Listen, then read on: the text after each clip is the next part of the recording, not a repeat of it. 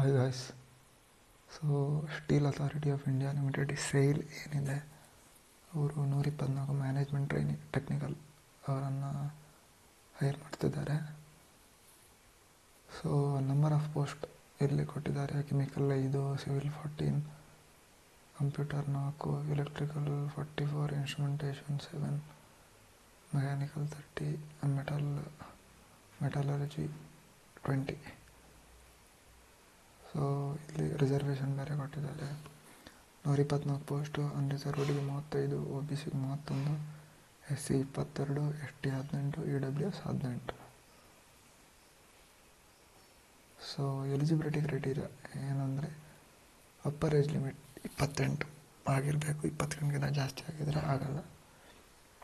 So not born earlier then 5/12/1997, 5/12/97ಗಿಂತ ಮುಂಚೆ ಯಾರಾದರೂ ಬರ್ತ್ ಆಗಿದ್ದರೆ ಅವರು ಎಲಿಜಿಬಲ್ ಅಲ್ಲ ಹಾಕೋಕ್ಕೆ. ಸೊ ರಿಲ್ಯಾಕ್ಸೇಷನ್ ಬೇರೆ ಇದೆ. SC ST ಅವರಿಗೆ 5 ವರ್ಷ, OBC ಅವರಿಗೆ 3 ವರ್ಷ, PWD 10 ಇಯರ್ಸ್. ಜನರಲ್ಲಿಗೆ SC ST ಅವರಿಗೆ 15, OBC ಅವರಿಗೆ 13. ನೀವು ಡಿಪಾರ್ಟ್ಮೆಂಟಲ್ಲಿ ಯಾವುದಾದ್ರು ಕೆಲಸ ಮಾಡ್ತಿದ್ರೆ ಅವರಿಗೆ 45 years irrespective of cost bar category. Minimum qualification ಅಂದರೆ ಡಿಗ್ರಿ ಇನ್ ಇಂಜಿನಿಯರಿಂಗ್ ಆಗಿರಬೇಕು. ಇದು 65% marks, average of all semesters.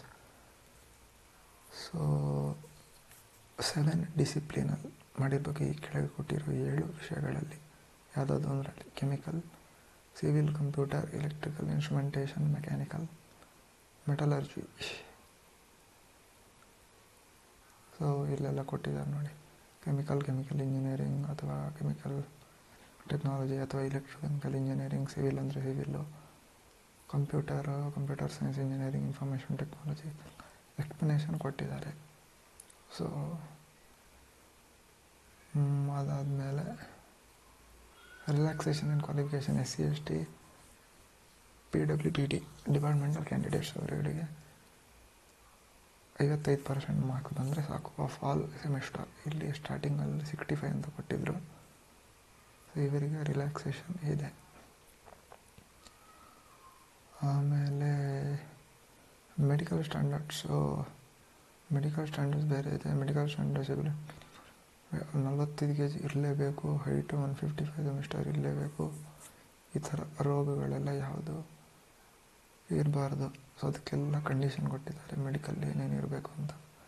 ಇದೆಲ್ಲ ಯಾವುದ್ರಾಗೂ ನೀವು ಮೀಟ್ ಆಗಲ್ಲ ಅಂದರೆ ಅಪ್ಲೈ ಮಾಡೋಕ್ಕೆ ಹೋಗಬೇಡಿ. ಸೆಲೆಕ್ಷನ್ ಪ್ರೊಸೆಸ್ ನೋಡಿ. ಆನ್ಲೈನ್ ಎಕ್ಸಾಮ್ ಇದೆ, ಕಂಪ್ಯೂಟರ್ ಬೇಸ್ಡ್ ಎಕ್ಸಾಮ್.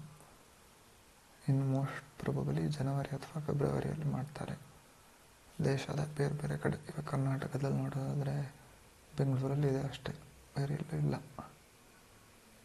ಸೊ ಅದನ್ನು ನೀವು ಅಟೆಂಡ್ ಮಾಡ್ಬೋದು ಎಕ್ಸಾಮನ್ನು. ಎಕ್ಸಾಮ್ ಕ್ಲಿಯರ್ ಆದರೆ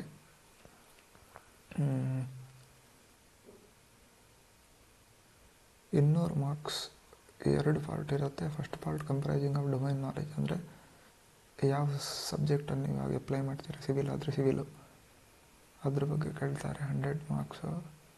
ಸೆಕೆಂಡ್ 100 ಅದರಲ್ಲಿ ಆ್ಯಪ್ಟಿಟ್ಯೂಡ್ ಇರುತ್ತೆ. 80 ಮಿನಿಟ್ಸ್ ಫಾರ್ 100 ಮಾರ್ಕ್ಸಿಗೆ 80 ಮಿನಿಟ್ಸ್. ಯಾವುದೇ quantitative aptitude, English, reasoning, general awareness. ಆಮೇಲೆ ಅದಾದರೆ ಅದು ಕ್ಲಿಯರ್ ಆದರೆ ಗ್ರೂಪ್ ಡಿಸ್ಕಷನ್ ಇರುತ್ತೆ. ಅದಾದಮೇಲೆ ಇಂಟರ್ವ್ಯೂ. ಅದೆಲ್ಲ ಕ್ಲಿಯರ್ ಆದರೆ ಬಯೋಮೆಟ್ರಿಕ್ ವೆರಿಫಿಕೇಷನ್ ಇರುತ್ತೆ. ಆಮೇಲೆ training and probation. So salary ಬರೋದಂತ ನೋಡಿದ್ರೆ ಮ್ಯಾನೇಜ್ಮೆಂಟ್ ಟ್ರೈನಿಗಳಿಗೆ ಬೇಸಿಕ್ 50,000 ಕೊಡ್ತಾರೆ.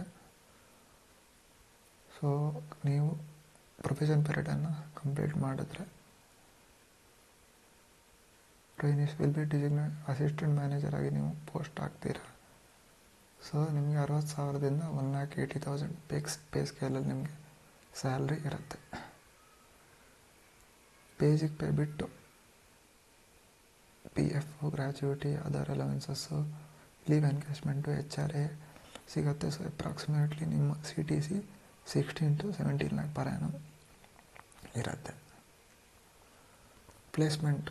ಸೊ ಸೇಲ್ ಇದ್ದು ಎಲ್ಲಿ ಪ್ಲ್ಯಾಂಟ್ ಯೂನಿಟ್ಸ್ ಮೈನ್ಸ್ ಇದೆ ಅಲ್ಲೆಲ್ಲ ನಿಮ್ಮನ್ನು